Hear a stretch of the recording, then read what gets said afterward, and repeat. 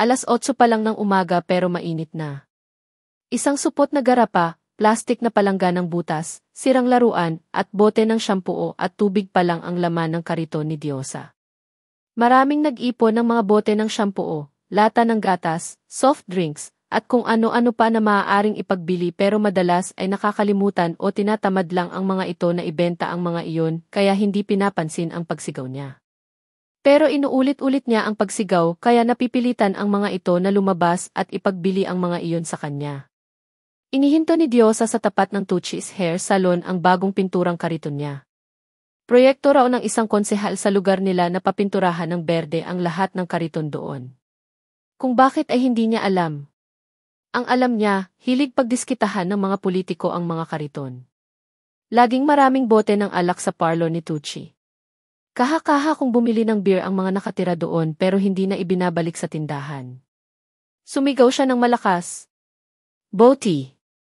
Hindi agad siya narinig ni Tutsi, dahil salamin ang pinto niyon, kaya inulit niya ang pagsigaw.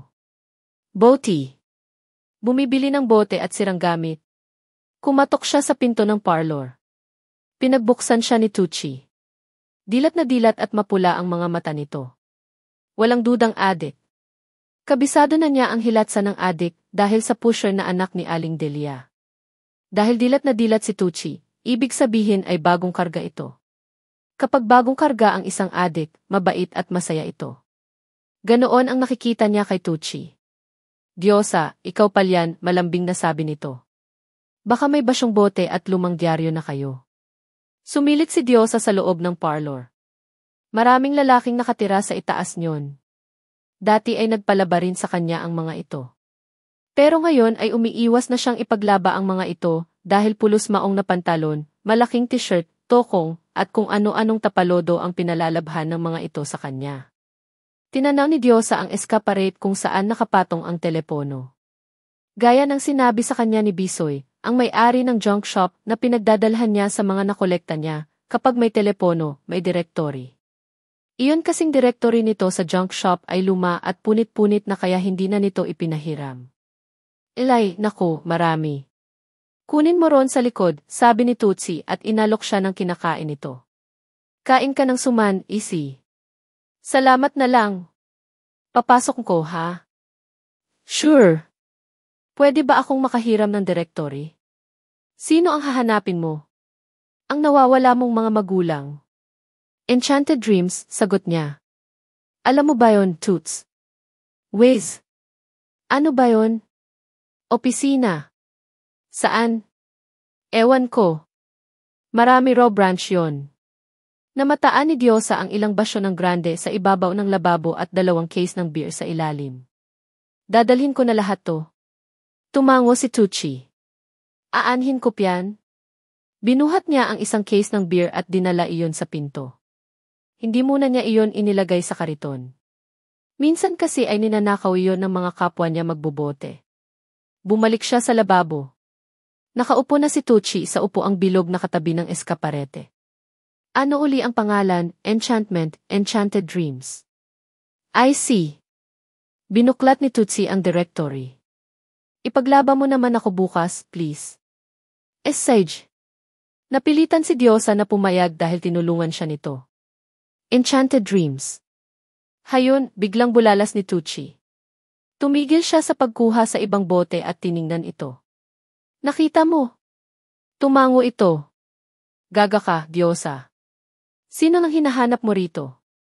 Gusto kong magtrabaho dyan. Lumapit siya rito. Sabi ni Ate Ching, malaki raw ang kita dyan. Totoo yun, pagsang-ayon ni Tucci. Pero sigurado ka?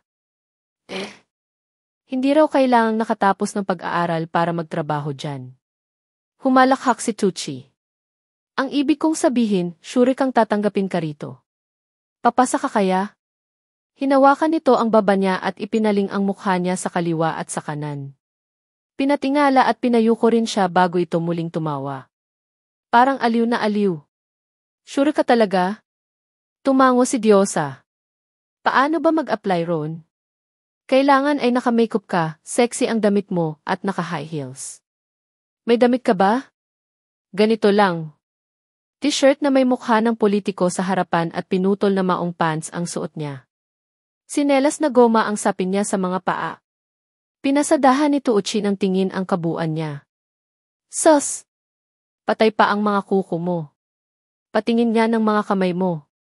Ipinatong muna niya sa eskaparate ang mga bote at ipinakita rito ang mga kamay niya.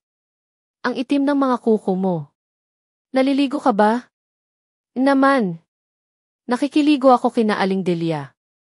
Iyon nga lang, hindi araw-araw kasi may bayad. Kung mag-a-apply ka sa Enchanted Dreams, dapat ay malinis ang mga kuko mo. Magsipilyo at mag-shampoo ka rin. CJ. Pero saan ba yon? May branch sila sa Pasay, malapit sa airport. Doon kasi maraming turista. Paano pumunta roon? Mag-ilot ka. Bumaba ka sa EDSA station tapos magtanong ka na lang. Biglang nag-alala si Diyosa. Kailangan ba talaga maganda ang damit? Hindi ba pwede ang ganito? Kailangan talag yun. Sawa ka na bang magkariton at magpapalit ka na ng karir? Gusto kong kumita ng malaki kagaya ni Ate Ching. Alam mo ba kung anong trabaho yun? Opisina nga. May mga kwarto raw pero walang kusina. Hindi naman kailangan ng kusina sa opisina, di ba? Humalakhak si Tucci. Bobita ka talaga. Bakit? Wala. Bahala ka na nga. Basta maglaba ka bukas, ha? Itinuloy na ni Diyosa ang paghahakot sa mga bote. Sa katuwaan niya, hindi na siya siningil ni Tucci. Bigay ko niyan siya para madagdagan ang kita mo at may pambili ka ng magandang damit. Sana nga ay matanggap ka sa Enchanted Dreams para bangungutin silang lahat. Yan if kaibigan ni Diyosa na si Yolanda ang nagbihis, nag-makeup at nag-ayos ng buhok niya. Tagapalengke rin ito at nakikitulog sa isang karinderya. Marunong mag-ayos ang kaibigan niya dahil dating artista ito. Nalulong si Yolanda sa alak, droga at sugal kaya nalaos. Mabait ang babae.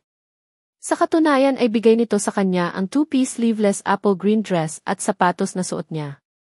Bukod sa berde ay may shade din ng ginto at pilak ang damit ni Diyosa. Hapit iyon sa katawan niya. 3 layer ang tela ng paldan yon kaya mabukang mabuka iyon. Hindi na raw iyon kasya rito dahil tumaba ito. Ginamit daw ni Yolanda ang mga iyon sa isang pelikula kung saan ka-eksena nito si Snooki Serna. Kung hindi siya nagkakamali ay blusang itim ang title na sinabi nito. Kapag natanggap siya sa trabaho ay ililibre niya si Yolanda ng pares at mami. Dahil walang manggas ang dress ay isinuot ni Diyosa ang asul at pink na jacket niya. May zipper at hood iyon. Maliit na iyon dahil 15 anyos pa lang siya nang ibigay sa kanya ni Aling Delia. Ginulo ni Yolanda ang buhok niya at sinuklay iyon palayo sa kanyang mukha. Naging matambok iyon lalo na sa unahan. Nilagyan nito iyon ng ipit sa magkabilang gilid. Para daw kompleto ay pinutungan siya ng korona. Isa raw siyang Diyosa kaya dapat ay may korona siya. Ilang sandali pa ay umalis na siya at nagtungo sa terminal ng jeep. Pakisuyo sa kanan, mga ate, mga kuya. Sasakay ang Diyosa, sabi ng payat na lalaking barker ng jeep. Naudlot ang pagsampa ni Diyosa sa jeep. Nilingon niya ang barker. Kilala mo ako? Umiti ito ng alanganin. Hindi. Bakit alam mo ang pangalan ko? Nanlaki ang mga mata ng barker. Diyosa ang pangalan mo. Bumungis-ngis ang mga pasahero sa loob ng jeep. Ang ganda mo, te, sabi ng baklang estudyante. Salamat. Ninisyan niya ito. Umakyat na siya sa jeep at nakisiksik sa pagitan ng isang nakasalaming lalaki at isang babaeng may kalong na bata. Maiksi ang palda ng damit niya, kaya nakalitaw ang mga tuhod niya. Hindi umabot sa kanyang mga tuhod ang itim niyang stockings. Tiningnan niya ang baklang estudyante. Natuon ang pansin niya sa babaeng katabi nito na parang maihi sa pagtawa. Hindi niya pinansin ang babae. Dinutdot ng batang lalaking katabi niya ang koronang suot niya. Pinigil niya ang sariling patulan ito. Inayos na lamang niya ang koronang nakatampok sa matigas niyang buhok. Pinuno iyon ni Yolanda ng spray net kaya hindi raw magugulo kahit mahanginan. Saan ang sagala? Naiwan kayata, tanong uli ng baklang katapat niya. Naghagigikan ang mga kasama nilang pasahero. Saan ang lakad mo, te? Tanong uli ng bakla. Mag-a-apply ako ng trabaho sa Pasay. Ngumiti si Diyosa. Kabilin-bilinan sa kanya ni Yolanda na dapat ay lagi siyang nakangiti. Sigurado raw na matatanggap siya sa trabaho dahil maganda siya at maswerte ang suot niya. Nagtawanan uli ang mga pasahero. Anong trabaho? Tanong ng lalaking katabi niya. Sa opisina po. Kailangan daw po kasi na ganito kaganda ang suot. Inayos niya ang lailayan ng palda para matakpan ang mga tuhod niya. Humalakhak na ang babaeng katabi ng bakla. Inilabas nito ang cellphone at kinunan siya ng larawan. Nakigaya rito ang ibang pasahero. In-enjoy niya ang sandali. Panay ang ngiti at pusi niya. Mabuti na lang at kaibigan niya si Yolanda. Kahit madalas natulala ito sa isang sulok, ay may ibubuga pala sa pagmimakeup. Napakaganda siguro niya kaya natuwa at kinunan siya ng litrato ng mga tao. Kahit nga hindi siya kilala ng Barker ay tinawag siya nitong Diyosa. Kasi nga, mukha siyang Diyosa. Ang tigas. Dinutdot uli ng bata ang buhok niya. Para hindi magulo kapag nahanginan, sabi niya. Hubarin mo niyang jacket. Hindi kasi ka-match ng dress, sabi ng bakla. Wala kasing manggas ang damit ko. Baka sabihin sa applyan ko, hindi ako disente, katwira ni Diyosa. Ah, okay. Mukha kang ang disente, may halong panlilibak na sabi ng bakla. Ninisyan lamang niya ito. Mula sa labas ng bookstore ay nakamasid si McCoy kay Rudolph, Rudy, F. Sa ilang araw na pagmamatsyag niya sa lalaki ay tinubuan na siya ng simpatsya para dito. Mabuting tao si Rudy. Kinakausap nito ang mga pulubing nililimusan. Maraming mga kaibigan pero hindi ito bulakbol na estudyante. Pagkagaling ng eskwelahan ay dumediretso na ng uwi sa condominium unit nito. Labag sa kalooban ni McCoy ang gagawin nila kay Rudy. Ang tanging pinanghahawakan niya ay ang salita ni Felix na walang masasaktan sa operasyon nila. Ang ibig sabihin, wala sa plano ni Felix na saktan o paslangin si Rudy. Humitit siya ng sigarilyo bago iyon pinitik sa paanan at tinapakan. Paglabas ni Rudy ng bookstore ay may dala itong isang supot ng mga pinamili. Nainggit siya sa lalaki. Napakakomportable ng buhay nito. Bukod sa magarang sasakyan, magandang condominium unit, at mga mamahaling damit ay mukhang wala itong dinadalang hinanakit sa dibdib. Ano kaya ang pakiramdam ng walang kinatatakutan? Na ang pinakamalaking problema ay ang exam sa taxation. Paano kaya nito tinitingnan ang mundo? Hinayaan muna ni McCoy na makalayo si Rudy ng ilang yarda bago niya sinundan. Pumasok ito sa isang coffee shop. Pagkalipas ng 5 minuto ay pumasok din siya roon. Pumwesto siya sa isang mesa di kalayuan sa mesa nito at saka order ng kape. Binuksan ni Rudy ang supot at inilabas mula roon ang makapal na librong binili nito. Sa tabi niyon ay isang pad ng yellow paper at ballpen. Napailing siya. Walang dudang gusto talaga nitong maging abogado. Bakit kaya iyon ang napili nitong linya? Bata pa si McCoy ay wala na siyang tiwala sa mga abogado. Para sa kanya, ang mga ito ang pinakasinungaling na tao sa mundo. Mas may konsyensya pa sila ng tatay niya kaysa sa mga ito dahil pinipili nila ang taong binibiktima. Pero ang mga abogado ay hindi. Ilang inosenteng tao na ba ang nakulong dahil sa pagdidiin ng mga abogado? Ilan na ba ang mga naagawan ng ari-arian dahil sa mga abogado? Maski ilan na ang napatay ng isang kriminal, basta may pambayad ay sasagipin ito ng abogado. Tumunog ang cellphone ni Rudy. Sinagot nito ang tawag. Oh, Brad. Sure. Sige, mamaya magkita tayo. Sandaling nakinig lang si Rudy. Wala na akong exam katatapos lang. Tinalasan ni McCoy ang pandinig sa mga sumunod na sinabi ni Rudy. Nang sa palagay niya ay narinig na niya ang mga detalyeng kailangan, lumabas na siya ng coffee shop. May nadaanan siyang lotto outlet. Kumuha siya ng isang tiket, ginuhitan ang 6 na numero at saka nakipila sa mga nagbabayad. Ang tatay niya ang mahilig tumaya sa loto noong nabubuhay pa ito. Nang mamatay ang tatay niya, pakiramdam niya ay kailangan niyang ipagpatuloy ang nakaugalian nito. Kaya kahit hindi siya kumpiyansang mananalo ay tumataya pa rin siya. Pagkatapos magbayad ay ibinulsa na niya ang tiket. Kinagabihan ay nagtungo si McCoy sa apartment ni Felix. Itinanong nito sa kanya kung kailan nila dudukutin si Rudy. Ibinigay niya kay Felix ang go signal na hinihintay nito.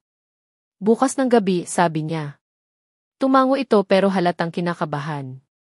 First-timer pa lang si Felix kaya hindi pa niya masasabing major player ito sa mundo ng kidnapping. Kulang ang mga armas at sasakyan nito, kaya hindi pwedeng basta na lamang mangharang ng biktima, gaya ng ginagawa ng mga kidnap for ransom groups. Ang pinaka-epektibong paraan para dito ay mapalapit muna sa biktima at linlangin iyon para madukot ng walang ingay. Kailangan siya ni Felix dahil siya lang ang may kakayahang magpanggap na law student para makalapit kay Rudy nang hindi nito pagdududahan. Hindi nagkakalayo ang edad nila. Maputi rin siya gaya nito. Maayos ang mga kasuotan niya. Magaling siyang umarte kaya mukha siyang lehitimong law student. Mukha kasing hoodlum ang mga tauhan ni Felix. Gumagamit ang mga ito ng ipinagbabawal na gamot kaya parang laging sabog ang hitsura. Bata pa lamang si McCoy ay itinanim na ng tatay niya sa kanyang isip na huwag siyang susubok na gumamit ng droga. Iyon daw ang sisira sa mga diskarte niya. May kutob siya na gumagamit din si Felix ng bawal na gamot. Gusto na niyang tapusin ang trabaho niya para makakalas na siya sa grupo nito. Gusto ko lang ipaalala siya na wala dapat masasaktan, sabi niya kay Felix. Ayaw niyang mamatay si Rudolph. Tumango si Felix at pinisil ang balikat niya. Iyon din ang huling bagay na gusto kong mangyari. Tiningnan niya ito. Sana nga ay tumupad ito sa usapan. Hindi gaanong mataas ang gusali ng Enchanted Dreams. Wala iyong gaanong bintana kagaya ng ibang gusaling katabi niyon. Berde ang pintura niyon. Maririnig doon ang paglanding at paglipad ng mga eroplano. Ang sabi kay Diyosa nang nakausap niyang security guard ng Enchanted Dreams, bumalik siya roon kapag madilim na. Baka sakali raw na matanggap siya. Kailangan niya ng trabaho kaya sinunod niya ang sinabi nito. Wala siyang mapuntahan kaya buong araw na nagpalakad-lakad siya sa Pasay hanggang sa dumilim. Nagutom siya dahil sa kakalakad at pagtambay sa kung saan-saan. Napilitan siyang gastusin ang pamasahe niya para makakain ng lugaw na may itlog. Tuloy, 5 piso na lang ang natira sa pera niya. May pera pa sana siya, kaya lang ay pinilit siya ni Aling Delia na magbayad ng advance sa upa niya sa tindahan nito ng gulay sa palengke. Gustuhin na raw niyang 1 linggo ang bayad. Kung hindi, may iba itong patutulugin doon. Libre na raw ang ligo niya sa loob ng 2 araw. Napilitan siyang pumayag. Mahirap kapag wala siyang tutulugan. Naranasan na niya iyon noong minsang naglayas siya. Minsang naglalabas siya sa bahay ni Aling Delia. Wala ito noon at silang 2 lang ng pusher na anak nito ang naiwan, ay naghubad sa harap niya ang pusher na anak nito. Nagsumbong siya pero siya pa ang pinagalitan nito. Sinabihan siyang malandi at ilusyonada. Hindi raw siya papatulan ng anak nito. Naglayas na lang si Diyosa. Ilang gabi siyang natulog sa palengke. Para kumita ay nagpresenta siyang maging kargador, tagalinis at tagabantay ng mga tindahan. Hanggang sa may nagpalaba at nagpaplansa ng mga damit sa kanya. Maski pagmamasahe ay pinasok niya. Kahit anong trabaho ay ginawa niya para lamang kumita ng pera. Lumapit siya sa security guard. Kailangan niyang matanggap sa trabaho para makabale ng pamasahe pa uwi. Kuya, ikaw na naman.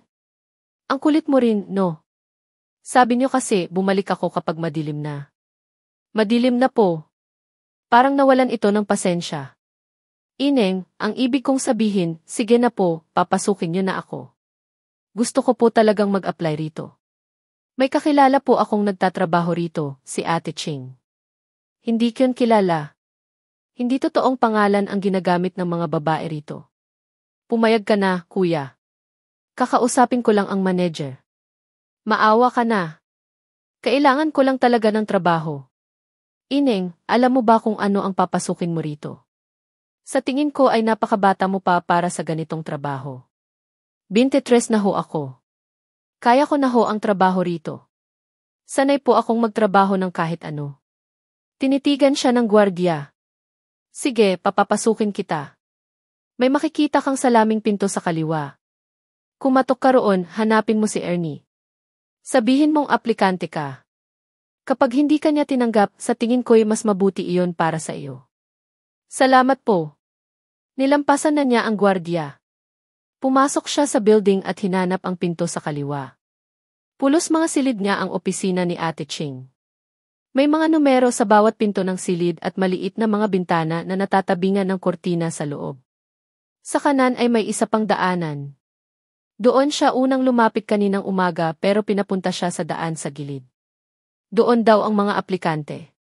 Doon din niya nakita kanina ang mga dumating na babaeng may dalang mga malaking bag. Kumatok siya sa nag-iisang salaming pinto, pagkatapos ay dahan-dahan iyong itinulak. May mesa na pang opisina, computer at sofa. Ano nang kailangan mo? Tanong sa kanya ng kalbong lalaki. Katamtaman lang ang katawan nito. Mukhang bata pa. Sa tantiyan niya ay 30 anyos lang. Sige, Kuya Ernst, magbibihis na ako, sabi rito ng babae na mukhang kasing edad ni Ate Ching. Pinasadahan muna siya ng tingin ng babae bago ito lumabas ng opisina. Basta ituloy-tuloy mo lang ang pag-inom ng antibiotics. Makukuha rin yan doon, pahabol na sabi ng lalaki, pagkatapos ay tumingin sa kanya. Ako po si Diyosa Tanyag. Kayo po ba si Ernie? Tanong ni Diyosa. Parang naaliw ito sa kanya. Ako nga.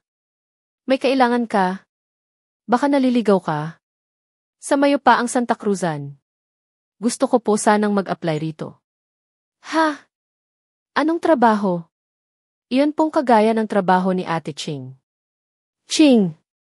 Parang nag-isip ito. Ah, si Maricel. Tumango siya. Napanganga ang lalaki. Gusto mong pumasok na, pwede po ba?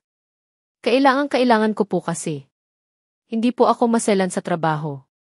Matibay po ang sikmura ko. Maupo ka nga. Itinuro ni Ernie ang isang silya. Umupo ito sa mesa at humalukip-kip. Ilang taon ka na? 23 po, sagot niya. Taga saan ka? Ano ang dating trabaho mo? Sa palengke ng Blumentritt ako umuupa ng tulugan. Sari-sari ang trabaho ko. Labandera, kargador. At marami pang iba. Wala kang bahay, gulat na tanong nito. Tumango siya.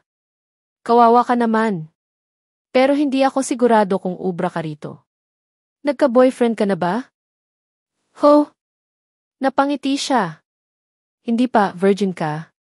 Oo po, nahihiyang sabi niya. Sigurado ka? Tumango siya. Tumango-tango rin ito.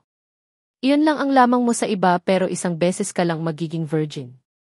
Kailangan ba maraming beses? Tumawa si Ernie at pinatayo siya. Tumalima siya. Nilapitan at pinaikot siya nito. Hubarin mong yang medyas mo. Titingnan ko ang mga binti mo. Ho? Gusto mo ng trabaho? Opo. Maghubad ka ng mga medyas.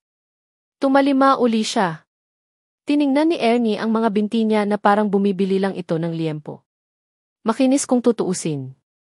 Mapagkakamalan kang 18 kasi maliit ang kaha mo. Lumipat ang tingin nito sa dibdib niya. Iyang boobs mo, ganyan ba talagyan o may pads ang bra mo? Naku, wala ho. Natural po ito. Nagtaka siya. Bakit ang katawan niya ang pinag-iinteresan nito? Sige, subukan natin. Tumawag si Ernie sa telepono. Pagkatapos nitong makipag-usap ay pinaupo uli siya. Nagpakwento ito tungkol sa buhay niya. Nasabi tuloy ni Diyosa ang tungkol sa pagkakariton niya. Hindi nagtagal ay pumasok sa kwarto ang isang may edad na babae. Terry, si Diyosa. Gusto niyang magtrabaho rito. Ano sa palagay mo? Tumawa ang babaeng tinawag nitong Terry. Okay ka lang, Ineng? Okay lang po ako, sabi niya. Bihisan mo siya at ayusan ng buhok, utos ni Kuya Ernie sa babae. May shape naman ang mga binti, ipakita mo na lang. Sigurado ka? Hindi makapaniwala si Terry. Kailangan niya ng trabaho eh. Virgin daw siya. Ipapasilip ko kay Klaus. Ah! Tumango si Ate Terry at isinama na siya sa isang kwarto. Sino ba ang nagbihisyo at parang nakawala ka sa mental? Yung kaibigan ko, si Yolanda, sabi nga ho nila galing siya sa mental. Pero sabi niya, hindi siya baliw. Minsan, may sumpong lang. Ah, okay. Ikaw? Wala ka bang, pinaikot ni Ate Terry ang daliri sa tapat ng sentido nito? Naku, wala, mabilis niyang sabi. Si ate naman. Mukha ba akong sinto-sinto? Tila naaaliw itong umiti.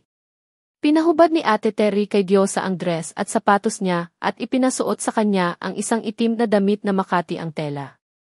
Ilang beses siyang nawala ng balanse nang isuot niya ang ibinigay nitong mga sapatos na mataas ang takong.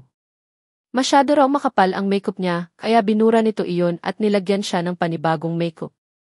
Binanlawan nito ang buhok niya at tinuyo ng blower.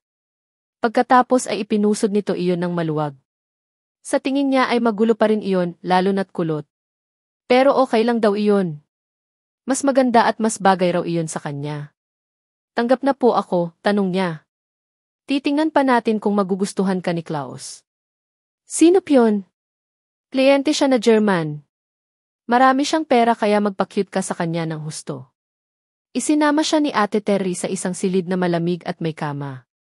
Kapapasok pa lang niya roon ay nanginig na siya. Umupo ka lang dyan, ha? Kapag may sumilip sa bintana, ngitian mo. Pero huwag kang ha? Opo. I-cross mo ang mga legs mo. Inayos nito ang upo niya. Ganyan ka lang. Opo. Iniwan na siya ni Ate Terry. Hindi nagtagal ay may sumilip na lalaki sa bintana. Maitim ito kaya natitiyak ni Diyosa na hindi ito foreigner. Ilong pa lang ay hindi na maitatangging Pinoy ito. Kumunot ang noo ng lalaki at tila uminit ang ulo. Pero ngiting-ngiti pa rin siya. Bigla itong nawala. Marami pang sumunod na sumilip sa bintana. Habang patagal siya ng patagal sa kwartong iyon, ay sunod-sunod ang sumilip doon na pawang kalalakihan. Nangawit na siya kaya sumandal siya sa uluhan ng kama. Biglang may sumilip na lalaking maputi, manipis ang dilaw na buhok, at matulis ang ilong. Pinagmasdan siya nito ng matagal. Nang ngumiti siya ay ngumiti rin ito. Natuwa siya. Sa wakas ay may ngumiti na sa kanya. Kanina pa siya sinisimangutan ng mga sumisilip doon. Nawala sa bintana ang lalaki. Hindi nagtagal ay pumasok na si Ate Terry sa kwarto. Inisyan siya ng babae. Natuwa siya si Klaus. Halika sa itaas, ihahatid kita sa kanya. Galante siya kaya galingan mo, ha? Masasaktan ka siguro ng kaunti kasi virgin ka mo. Ha? Nanginig yata pati mga singit niya. Hindi siya makahakbang. Halika na, kaya miyan. Labanan mo ang kaba. Kailangan mo ng pera Malay mo, ma-in-love siya si Klaus, di bigla kang magiging milyonarya. Halos hilahin siya ni Ate Terry patungo sa mas malaking silid. Mas malamig at malaki rin ang kama roon. May banyo rin doon. May itinurong buton si Ate Terry na malapit sa kama. Pindutin mo lang yan kung hindi mo magugustuhan ang gagawin ni Klaus. Pero mabait siya. Wala pang nagreklamong babae sa kanya. Kasi nga, malaki siyang magtip. Pagkatapos nyo, tawagin mo ako at bibigyan kita ng gamot. Iyon nga palang mga kondom nasa drawer. Kondom? Alam ni Diyosa kung ano iyon. Nakakita na siya noon kina Aling Delia. Sinabi sa kanya ng adik na anak nito kung para saan ang kondom. Nahintakutan siya. Nanang ko po. Iniwan na siya ni Ate Terry. Pagkalipas ng 5 minuto ay pumasok doon ang lalaking ngumiti sa kanya kanina. Natitiyak niyang ito si Klaus. Napakaluwang ng ngiti nito sa kanya. You virgin, ha? Pasipang hinubad nito ang mga sapatos, kinalas ang sinturon at ibinaba ang pantalon nito. Isinunod nito ang karsunsilyo nito. Pagkatapos ay humarap at namaywang ito sa kanya. Tumili siya ng tumili. Hindi napigilan ni Diyosa ang mga luha kahit ayaw sana niyang umiyak. Hilam sa mga luha ang kanyang mga mata, kaya halos wala siyang makita habang naglalakad sa ilalim ng beef, pabalik sa palengke ng Blumentritt. Suot uli niya ang damit ni Yolanda at hawak niya ang korona. Kabababa lang ni Diyosa ng jeep galing ng Pasay. Nanginginig pa rin ang buong katawan niya. Hindi niya makalimutan ang hitsura ni Klaus. Pagkatapos nitong maghubad ay hayok na dinamba siya sa kama. Mabuti na lang, naalala niya ang buton na itinuro ni Ate Terry. Pinindot niya iyon at hindi nagtagal ay sumugod sa kwarto ang 2 malaking lalaki. Galit na galit si Klaus. Kahit hindi niya maintindihan ang sinabi nito ay alam niyang minura siya. Pinagsabihan din siya ni Kuya Ernie. Hindi naman daw pala niya alam kung ano ang pinapasok niya, sige siya ng sige. Pero sa huli, naawa rin ito sa kanya. Inabutan siya ng 100 piso para daw may pamasahe siya pa uwi. Naiyak siya dahil galit na galit at hiyang-hiya siya sa sarili. Bakit ba napakatanga niya? Sa kakaisip ay hindi niya napansin ang 4 na babaeng tumawid sa kalsada. Diyosa, sigaw ng isa sa mga ito. Napalingon si Diyosa kay Elisa. May kasama itong 3 babae na natitiyak niyang mga kaibigan nito. Humarang ang mga ito sa daraanan niya, kaya napatigil siya sa tabi ng binubungkal na kanal. Nasa gilid niyon ang mga nakuhang basura na may kahalong maitim na putik. Anak ng teteng. Ayos ang porma mo, sabi ni Elisa. Bagay na bagay sa iyo, sabi ng isang babae. Namukhaan niya ang babae. Kasamahan ito ng mga namimitik ng paninda sa palengke. Ang paborito nitong tirahin ay iyong mga manok na nasa truck pa. Kapag lumusob na ito, lugi na ang malas na magmamanok. Mauna na ako sa inyo.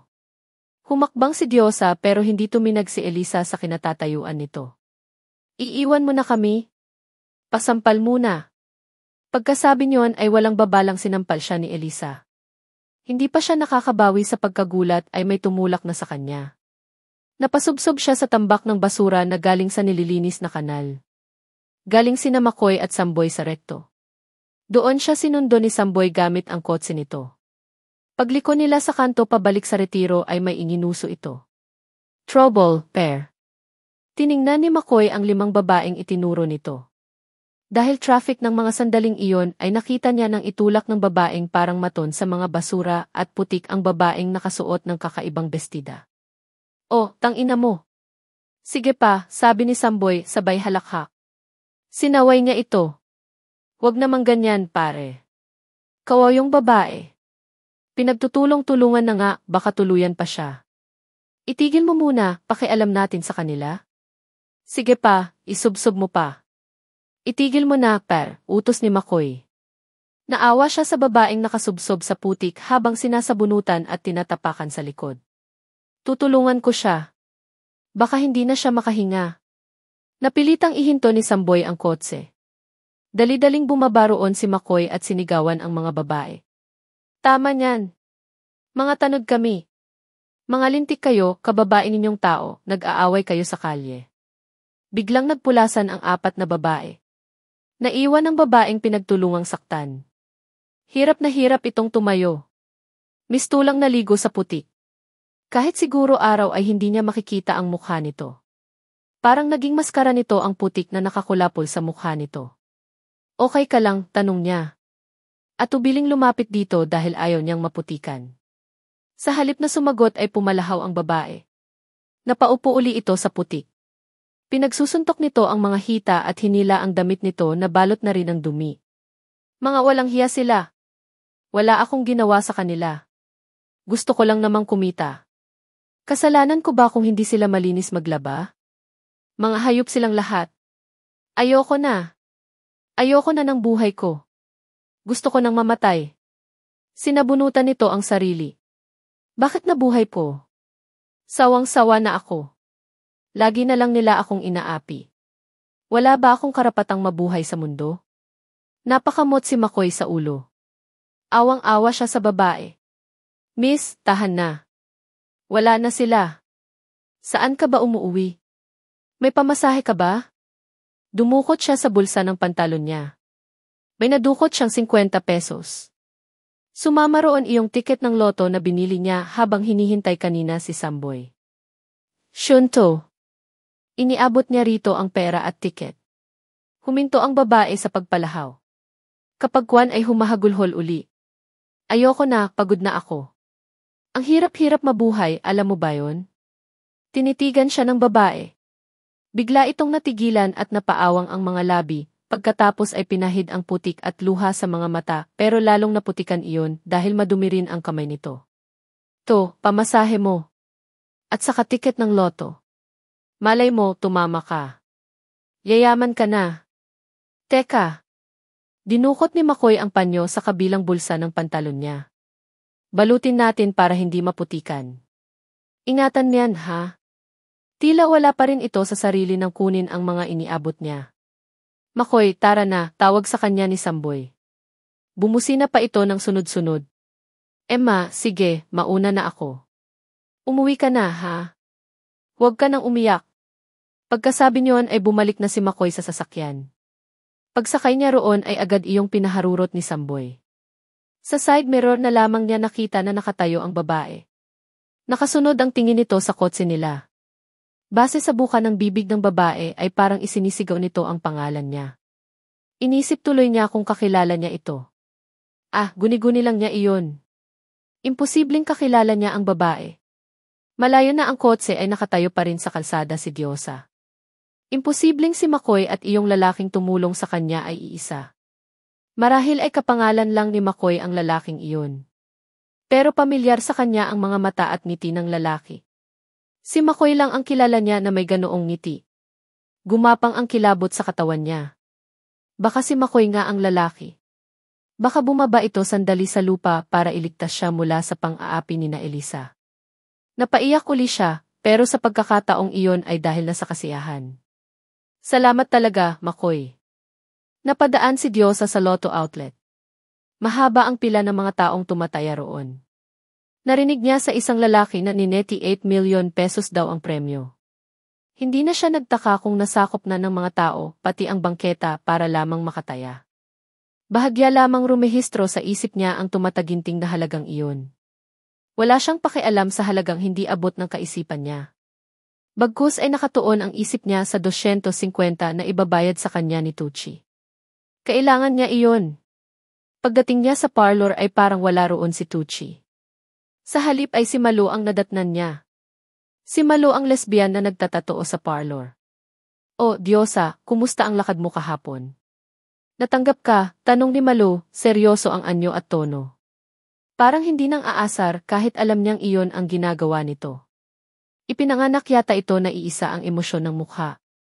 Masama pa yun Putahan. Hindi kumibo si Diyosa. Masama ang loob niya kay Tucci.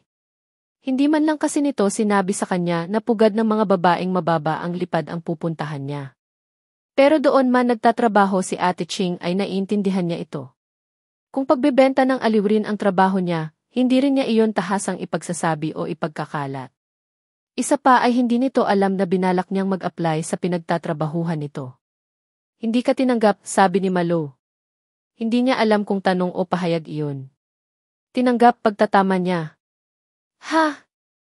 Parang rebulto pa rin ang anyo ni Malu kahit nagulat ito. Pero ayoko roon. 2:00 pa lang ng madaling araw ay gising na siya. Napanaginipan kasi niya si Klaus na wala pa ring salawal. Iniba na niya ang usapan. Sabi ni Tuots kahapon, ipaglaba ko sila ngayon. Sige, tumuloy ka na sa likod. Ipapababa ko sa kanila ang mga damit nila. Pumasok si Diyosa sa parlor at tumuloy sa banlawan ng mga buhok. Makalat doon. Nakadikit pa sa lababo ang mga ginamit sa pagkukulay ng buhok. Sa isang panig ay may isang duspan na puno ng mga tinipong buhok. Parang tinamad ang nagwalis niyon kaya doon na lang inilagay sa halip na ishoot sa basurahan. Binuksan niya ang pinto roon. Sa kanan niyon ay may banyo na yero ang pinto. Katapat niyon ang labahan, isang gripo sa tabi ng washing machine. Itinapon niya ang tubig na laman ng balde at isinahod iyon sa gripo. Walang hose ang washing machine kaya debuhos ang paglalagay ng tubig doon. Tiningnan niya ang tray na lalagyan ng mga sabong panlaba. Kalahati na lang ang sabong pulbo sa supot niyon. Pumasok uli si Diyosa sa parlor. Ate Malu, wala na kayong napahinto siya sa pagsasalita at napatingala sa lalaking pababa ng hagdan. Hindi siya maaaring magkamali. Ito ang lalaking nagbigay sa kanya ng pera at tiket ng loto at tinawag na McCoy ng kasama nito. Ano ang ginagawa nito sa parlor? Si McCoy ba talaga ito? McCoy, paanas na sabi niya. Pagkakita ng lalaki sa kanya ay napatda rin ito, kumunot ang noo at umawang ang mga labi. Humakbang ito pababa ng isang baitang para mapagmasdan siya ng maigi. Kilala mo ako? Nagtataka pero parang natutuwa ito. Kaboses nito si McCoy. Medyo mas buo iyon dahil nag-mature na ito. Si McCoy ka nga. Parang tumigil sa pagtibok ang puso ni Diyosa at hindi niya alam kung ano ang iisipin. Hindi siya makapaniwala na buhay si McCoy at kaharap niya. Ako nga si McCoy. Ikaw? Gustong maglulundag ni Diyosa pero nanginginig siya, kaya hindi niya magawa. Ako si Diyosa. Si Diyosa ako, McCoy. Nagkakilala tayo sa ampunan. Akala ko ay nasunog ka na. Namutla at napanganga si McCoy. Ilang sandaling hindi ito nakapagsalita. Nang magsalita ito ay nanginginig na ang boses at parang hindi sa lalamunan nito ng galing iyon. Diyosa. Pinagmasdan siya nito ng mabuti. Hindi na yata ito nakatiis kaya lumapit sa kanya. Si Diyosa ka nga. Parang ayaw nitong maniwala dahil takot na magkamali. Hindi alam ni Diyosa kung lulundag ba siya sa tuwa o hindi. Ako nga ito, Makoy. Nagkita na tayo ka, biglang sumulpot sa puno ng hagdan si Ate Malo. Kilala mo si Diyosa, Makoy? Parang hindi narinig ni Makoy si Malo. Binitiwan ni Makoy ang mga maruming damit nito at hinawakan siya sa magkabilang balikat. Si Diyosa ka nga. Buhay ka pa pala. Hindi ka nasunog. Nyugyug siya nito ng nyugyug sa tuwa. Ako nga ito, Makoy. Sinabayan ni Diyosa ng paglundag ang pagyugyog ni Makoy sa kanyang mga balikat. Kumapit na rin siya sa mga balikat nito. Naramdaman na lang niyang yakap na siya nito ng mahigpit. Akala ko namatay ka na. Akala ko rin namatay ka na. Ayaw niyang bumitiw kay Makoy. Naramdaman niya ang katuwaan nito, kaya nag-init ang kanyang mga mata sa kasiyahan.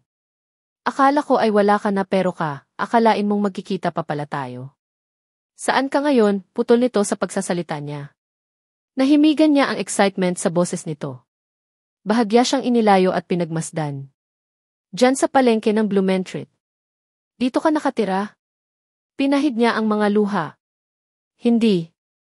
Iyong mga katropa ko lang ang nandito. Kumusta ka na? Ngayong nagkita na uli sila, hindi na masama ang loob ni Diyosa na hindi siya nakilala nito ng nagdaang gabi. Hindi na lang niya iyon isusumbat. Hindi nito kasalanan kung hindi siya nakilala dahil puno ng putik ang mukha at katawan niya. Nanliit siya.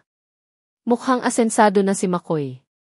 Maganda ang bihis nito, makinis ang kutis at mukhang mapera na. Heto, la bandera, nahihiyang sabi niya at tiningnan ang mga binitiwan nitong damit.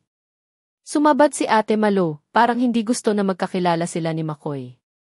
Speaking of paglalaba, maglaba ka na para matuyo agad ang mga lalabhan mo. Binitiwan siya ni Makoy at dinampot nito ang mga damit. Hindi pa naman ito gaanong kailangan. Mga damit ni tatay ang iba rito. Parang bigla itong nalungkot nang banggitin ang tatay nito. Kaya kumusta na nga pala ang tatay mo? Bumuntong hininga si Makoy. Tuluyan nang nawala ang ngiti. Wala na siya kaya okay lang kung hindi agad matuyo ang mga ito. Itatago ko lang naman ang mga damit niya pagkatapos malabhan. Nabanggit kasi ni Toots na may naglalaba rito kaya dinala ko at dito ko palalabhan. Hindi ko na kasi maasikaso eh. Magkano ba ang singil mo? Mura lang, 250. Sige, dadagdagan ko na lang. Baka pekyong ibabayad mo skin, ha? Ngumiti ito. Hindi tayo talo, Diyosa. Alam yan. Tumango siya at saka ngumiti ng maluwang. Akin yan. May lakad ka yata. Kinuha niya rito ang mga damit. Gagandahan ko ang laba para sa tatay mo. Salamat. Mula sa itaas ng bahay ay bumaba ang isang lalaki. Tara na, pare, yaya ng lalaki kay Makoy. Parang ang lalaki rin ang kasama ng kaibigan niya ng nagdaang gabi. Saglit lang, sabi ni Makoy. Nilingon at hinawakan siya nito sa braso. Bumalik ka rito bukas. Hintayin mo ako. Iti-treat kita. Talaga, Anya. Umismid ang lalaking nagyaya kay Makoy pero hindi niya pinansin. CJ. May lakad lang ako ngayon. Pero bukas, sasaglit ako rito, ha? Magkikita tayo, sabi ni Makoy. Tumango si Diyosa. Let's go, sago, yaya uli ng kaibigan ni Makoy na nauna na sa pinto. Bukas na lang, ha? Parang ayaw pa siyang iwan ni Makoy. Ayaw pa rin ni Diyosa na mawala si Makoy sa paningin niya. Baka mawala uli at hindi na niya makita kagaya ng nangyari noong nasa bahay ampunan sila. Salamat nga pala roon sa ibinigay mo ka, hindi na niya naituloy ang sasabihin dahil inakbayan na ito ng kaibigan at lumabas na ng pinto ang mga ito. Ninisian at kinawayan na lamang siya nito. Inabutan siya ni Malu ng pera. Pambili ng sabon. Inabot niya ang pera. Nasaan si Tutsi? Naalala niyang itanong. Tulog. Huwag mong gisingin at pagod. Walang balak si Diyosa na gisingin ang amo nito. May kalalagyan siya kapag ginising niya ang adik na gising ng ilang araw at gabi. Wala siyang pakialam kay Tucci. Ang importante sa kanya ay buhay si McCoy at magkakasama na uli sila. May kakampi na uli siya. Napaluha si Diyosa. Hindi niya alam kung ano ang nangyari sa kanya.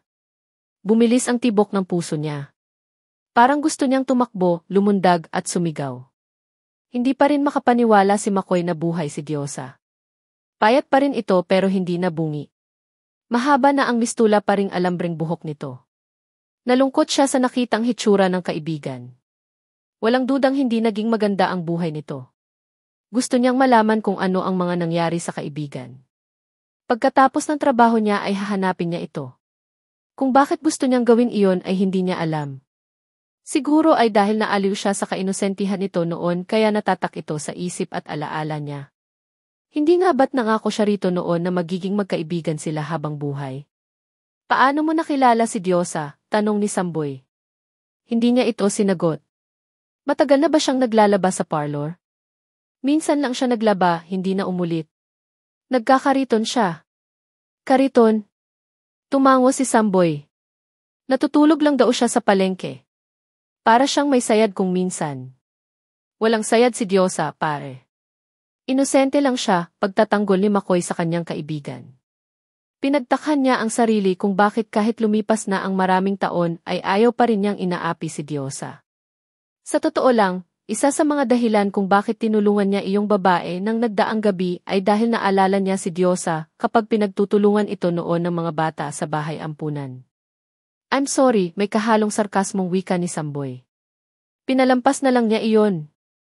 Ang sitwasyon pa rin ni Diyosa ang bumabagabag sa kanya. Bukod sa parang may pumiga sa puso niya, bumigat din ang kanyang dibdib sa nalaman. Tutulungan niya si Diyosa. Hindi niya gusto na natutulog lang ito sa palengke. Isasama niya ito kung saan man niya mapagdesisyonang manirahan. Pagkabili ni Diyosa ng sabon ay tumuloy na siya sa labahan. Gaya ng pangako niya kay McCoy, lalabhan niya ng mabuti ang mga damit ng tatay nito. Ano kaya ang ikinamatay ng tatay nito? Nalungkot siya para kay McCoy. Mahal na mahal nito ang ama. Bago niya binasa ang mga damit ay inisa-isa muna niyang baligtarin at kapain ang bulsa ng mga iyon. Bumili rin siya ng downy para mabango ang mga damit kapag natuyo. Tutal, sobra naman ang perang ibinigay sa kanya ni Malo. Hindi na makapaghintay si Diyosa na makita at makausap uli si McCoy. Mabuti pa ito, mapera na. Ililibre pa nga raw siya. Iyong mga may pera lang ang alam niyang nanlilibre. May nakuha siyang 5 piso sa bulsa ng isang pantalon. Sa isa naman ay kapirasong papel na parang karton. May nakasulat doon na pangalan at mga numero ng telepono. Sinubukan niyang basahin iyon. Myrna Desvey. Octagon Jewelry. Nagkibit balikat siya at itinabi ang papel sa 5 pisong barya. Kapag nagkita uli sila ni McCoy ay ibibigay niya ang mga iyon. Nilapitan ni McCoy si Rudy. Iiling-iling ito habang tinitingnan ang mga gulong ng bagong-bagong Mazda nito. Nasa isang parking sila sa University Belt. Problema, kunwa ay concerned na tanong niya. Napagtripan, Ipinakita ni Rudy ang mga butas na gulong ng kotse. Hindi raw napansin ng gwardiya kung sino ang may gawa nito. Anak ng pating talaga, easy. Kung pwede lang sabihin ni McCoy na hindi talaga mapapansin ng gwardiya ang nangyari dahil nilibang niya ang gwardiya habang nilalaslas ni Samboy ang 2 goma sa likod ng sasakyan ni Rudy. Umiling-iling siya. Sinadyan. Dinalawa pa, May lakad pa man din ako. Park at your own risk ang nangyari.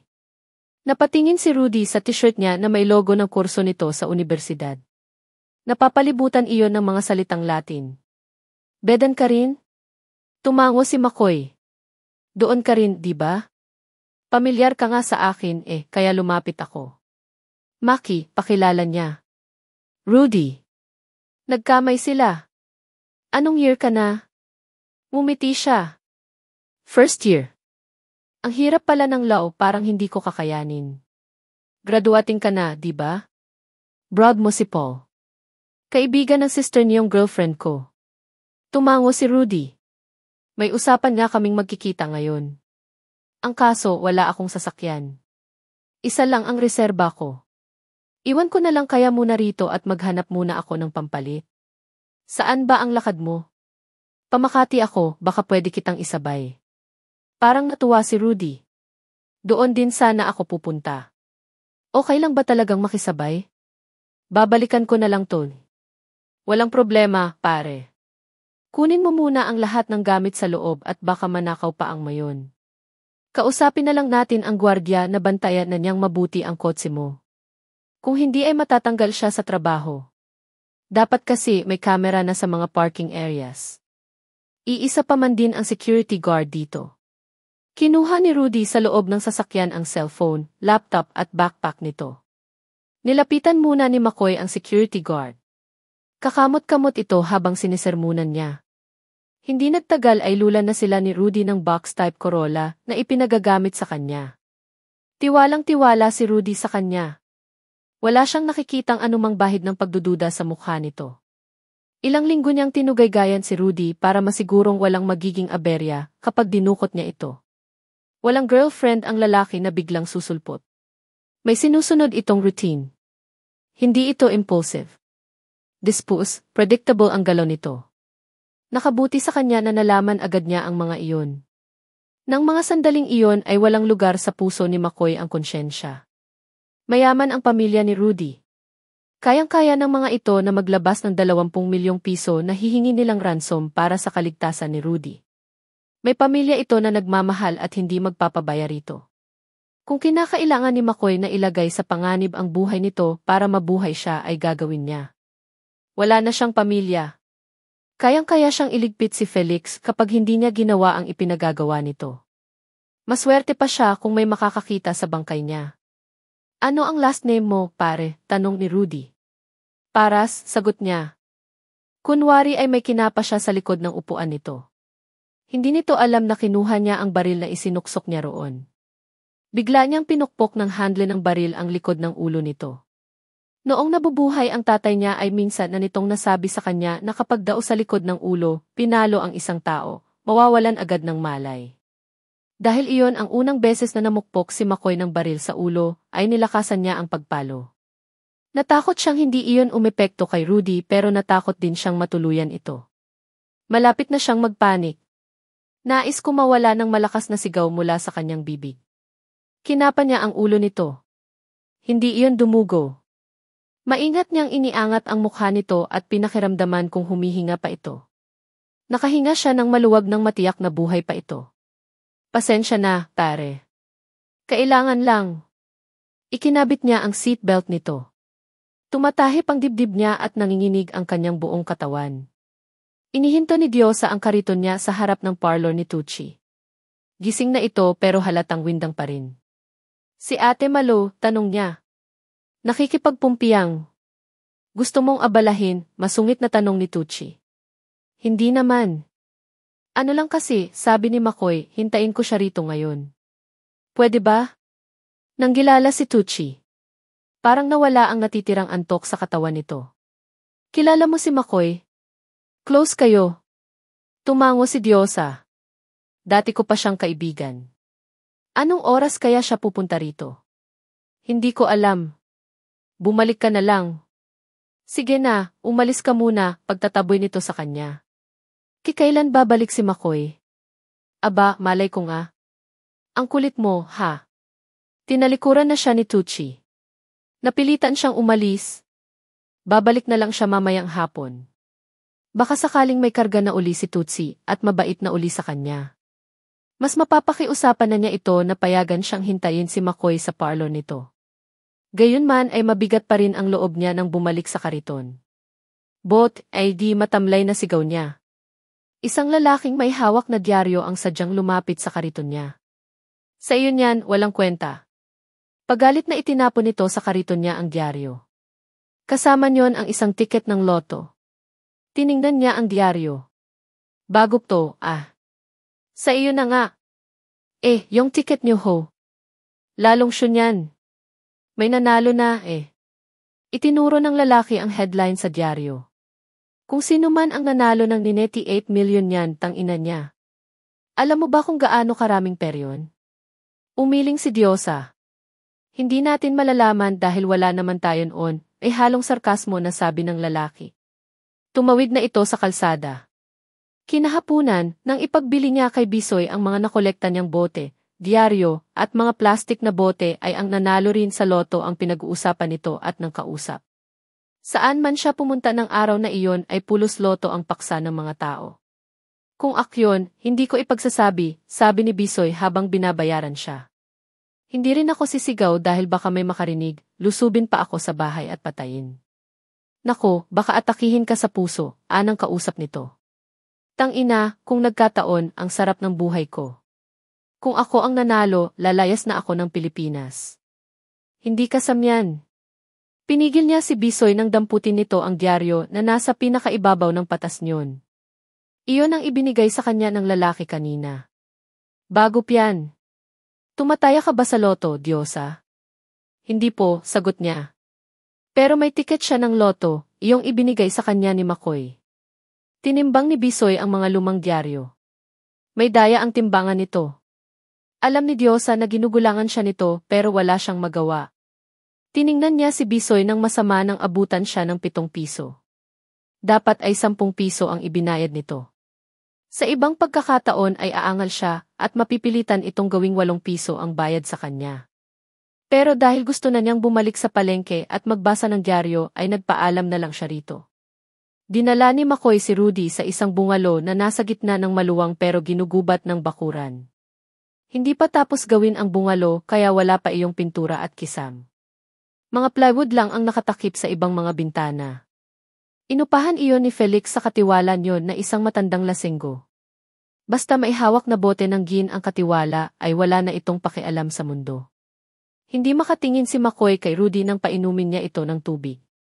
Nakagapos ito sa upuan sa isang silid. May busal ang bibig nito kaya hindi makapagsalita para murahin siya. Pero mababasa sa mga mata nito ang galit at takot. Tinanggal niya ang busal ng lalaki at inilapit niya sa bibig nito ang bottled water. Hindi niya kayang tingnan ang takot na nakabadha sa mukha nito dahil nakikita rin niya iyon tuwing humaharap siya sa salamin. Nanariwa sa alaala niya ang isang tagpo sa nakaraan. Maraming dumating na pulis sa bahay nila. Takot na takot si Makoy. Panay ang tanong niya sa tatay niya kung huhulihin na sila ng mga pulis. Pero ito lamang ang kinuha ng mga pulis. Habang umiiyak siya ay paulit-ulit niyang tinanong ang ama kung babalik pa ito. Ayaw niyang mag-isa kaya takot na takot siya. Pagkatapos uminom ni Rudy ng tubig ay iniwan uli niya ito. Sana ay magbayad na ng ransom ang mga magulang nito para mapakawalan na nila ito. Ayon kay Felix, nakausap na nito si AMESA. Nangako na raw si AMESA na ibibigay ang halagang gusto nila, wag lamang daw nilang sasaktan ang anak nito. Kaisa-isang anak ni AMESA si Rudy na magtatapos ng abogasya. Isinugod din daw sa ospital si AMESA nang himatayin pagkatapos malamang dinukot ang anak nito.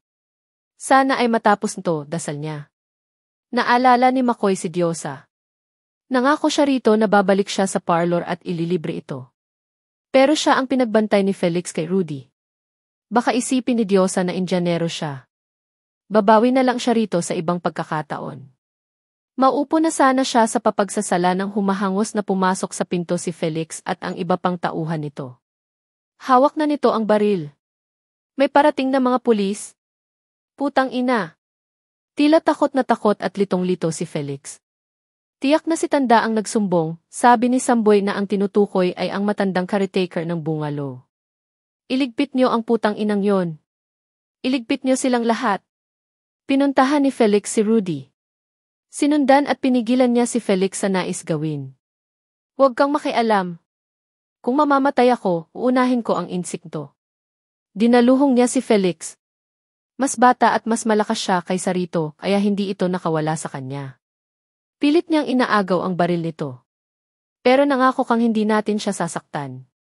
Samboy. Aldo, tawag ni Felix sa mga tauhan nito. Naagaw ni Makoy ang baril at itinutok iyon kay Felix habang paatras na lumalapit siya kay Rudy. Tinanggal niya ang busal sa bibig ni Rudy at dali-daling kinalas ang lubid sa mga paa at kamay nito. Natigilan si Makoy nang may pumailan lang na 2 putok mula sa labas ng bahay. Pinatay na nina Samboy at Aldo ang matandang katiwala. Minadali ni McCoy ang pagkalas sa lubid. Ang kanang kamay lang niya ang gamit dahil ang kaliwang kamay niya ay maihawak na baril na nakatutok kay Felix. Nakahanda siyang barilin si Felix kung kinakailangan. Parang mabangis na hayop ito na nasukol pero nagpaplanong lumusog. Butil-butil ang pawis ni McCoy at tila malalagutan siya ng hininga. Sa wakas ay lumuwag din ang tali ni Rudy sa mga kamay nito. Tinulungan na siya nito para mapakawalan ang sarili. Pumasok sa silid si Samboy at pinaputukan si Rudy nang makitang nakakawala na si Rudy. Mabilis ang mga reflexes ni McCoy kaya agad niyang naiharang kay Rudy ang kanyang katawan. Bumagsak siya sa sahig pero nagawa niyang gumanti ng putok kay Samboy. Bumagsak din si Samboy sa sahig. Tumakas ka na, pare. Umuwi ka na sa inyo. Hinihintay ka ng papa mo, sabi niya kay Rudy. May tama ka. Tumakas ka na. Pabayaan mo na ako. Pasensya na sa nagawa ko. Nakaupo si Diyosa sa kalahating sako ng asukal na pula na nasa loob ng tindahan ni Aling Delia sa palengke. Nakatitig siya sa mga bote ng mantika at delata na nakahilera sa dingding pero parang hindi niya nakikita ang mga iyon. May nakasinding kandila sa tabi ng karton na higaan niya. Doon niya ipinatong ang dyaryo at tiket ng loto. Inipit niya sa mga hita ang nanginginig niyang mga kamay na namumuti na yata ang mga daliri. Pakiramdam niya ay sasabog ang utak at dibdib niya dahil magkamukha ang mga numero sa tiket ni McCoy at sa dyaryo. Ang ibig sabihin ay nanalo ito ng maraming pera. Pilit na kumawala si McCoy sa mga nurse na gusto siyang isakay sa stretcher. Patayin niyo na ako. Pabayaan niyo na ako. Susunod na ako sa tatay ko.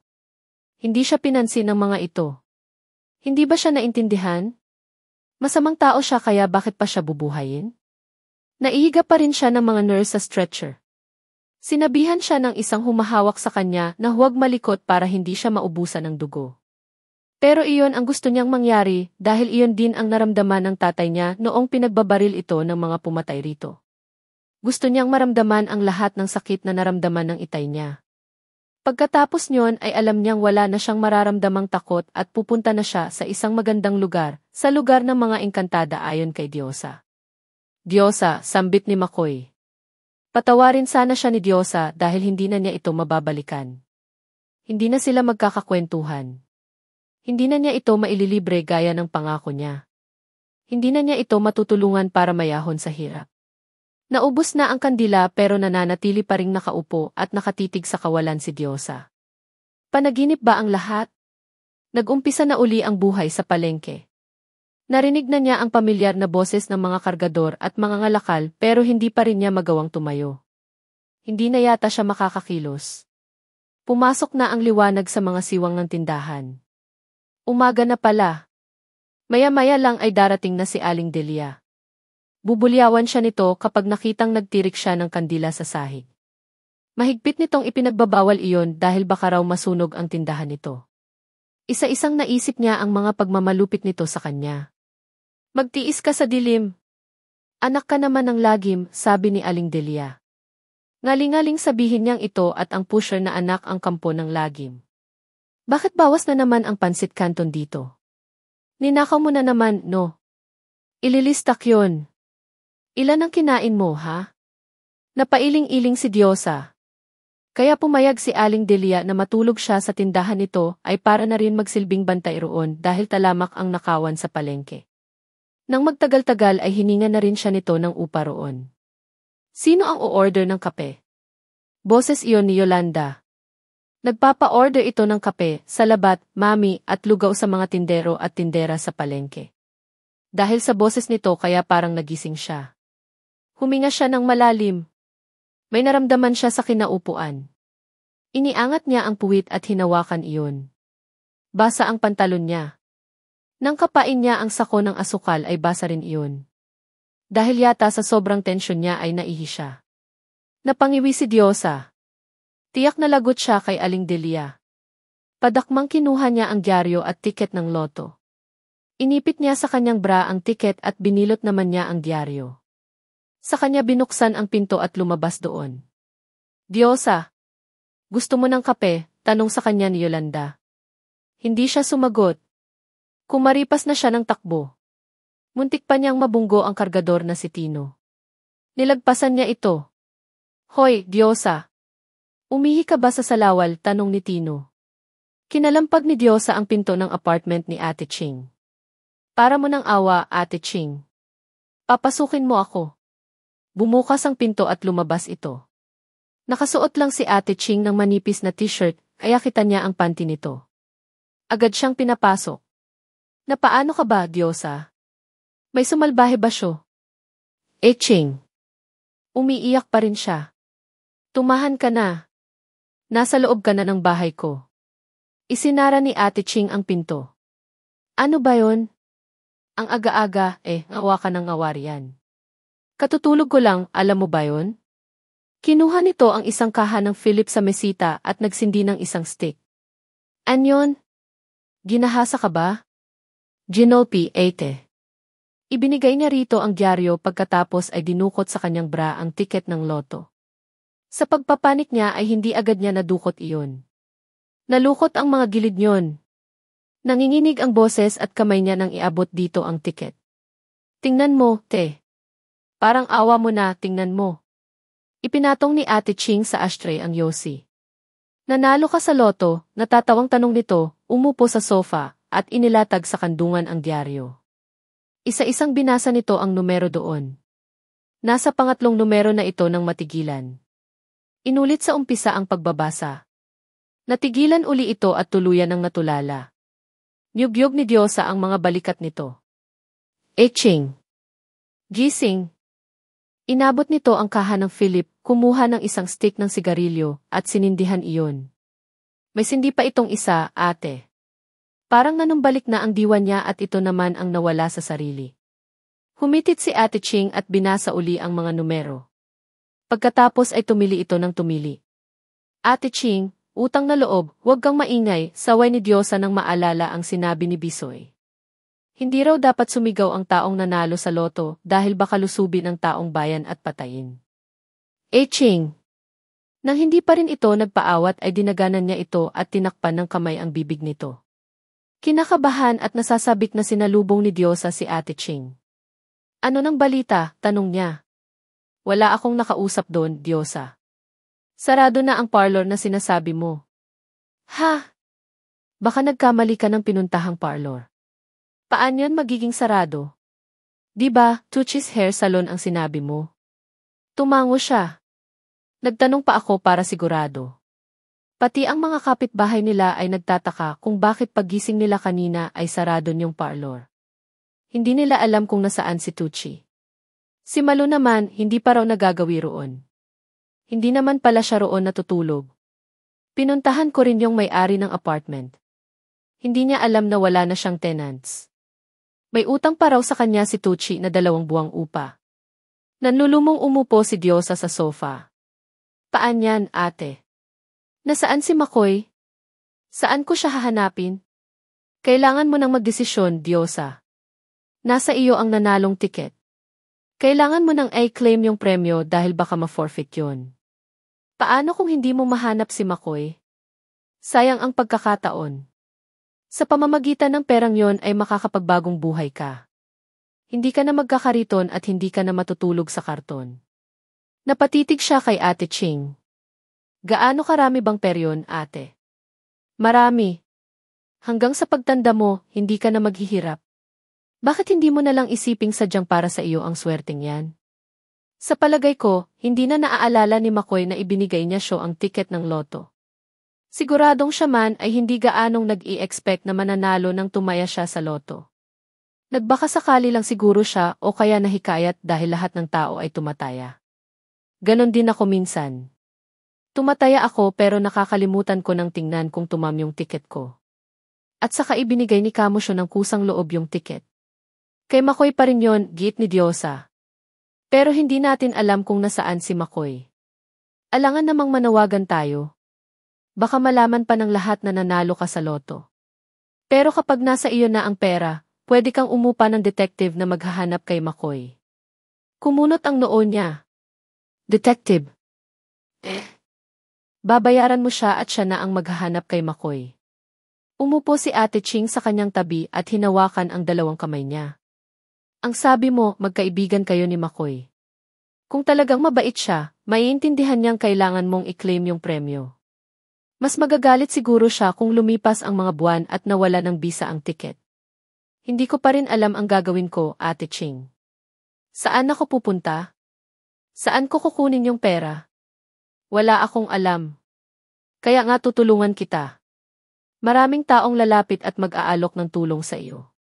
Pero ang totoo, peperahan ka lang nila. Mamamalayan mo na lang na ubos na ang napanalunan mo. Kailangan mong mag-ingat, Diyosa. Wala akong ibang malalapitan, ate. Kung magtitiwala ka sa akin, tutulungan kita. Bukas na bukas din ay pupunta tayo sa opisina ng isi. Tumango siya. Maingat na pinirmahan ni Diyosa ang likod ng tiket para daw hindi makuha ng iba kahit mawala iyon sa kanya.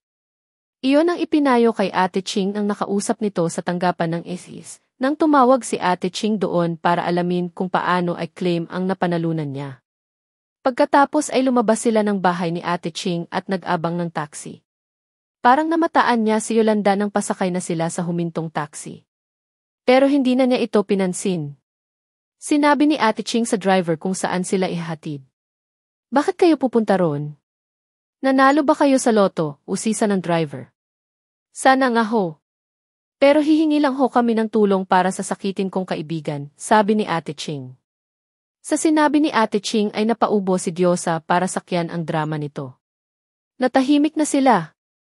Pagdating nila sa gusali ng IFI, sa Quezon City ay sinamahan sila ng isang empleyado sa lotto machine para daw ma-verify kung nanalo nga ang mga numero sa ticket niya. Parang lumulutang ang pakiramdam niya. Magkahalong ligaya at takot ang naramdaman niya. Para din siyang maiihi sa salawal. Nang ma-verify ang mga numero ay isinama sila ng lalaki sa isang maluwang na silid. Doon ay hiningan siya ng isang babae ng 3 identification card. Wala akong sabi niya. Nabanggit ko niyon sa nakausap ko sa telepono kanina, sabi ni Ate Ching. Walang si Diyosa dahil hindi siya empleyado. Naglalabada lang siya. Iyong kinita niya sa paglalaba ang ipinambili niya ng tiket. Ganon ba? Swerte mo, ha, sabi sa kanya ng babae. Pinapirma na lang siya sa makapal na papel at ikinumpara ang pirma niya roon sa pirma niya sa likod ng tiket. Pagkatapos ay dinala sila nito sa isang silid at binigyan ng tig-1 tasa ng mainit na kape. Hintayin daw nilang dalhin doon ang tseke na manggagaling sa Land Bank na sasangay rin ng naturang bangko sa ibaba ng gusali nila pwedeng ipapalit. Kakausapin daw sila ng manager kung ano ang dapat niyang gawin sa pera. Naihi na talaga ako, Ate Ching, sabi ni Diyosa. Ang lamig pa rito. Kaunting tiis pa. Ganoon na nga lang ang ginawa niya.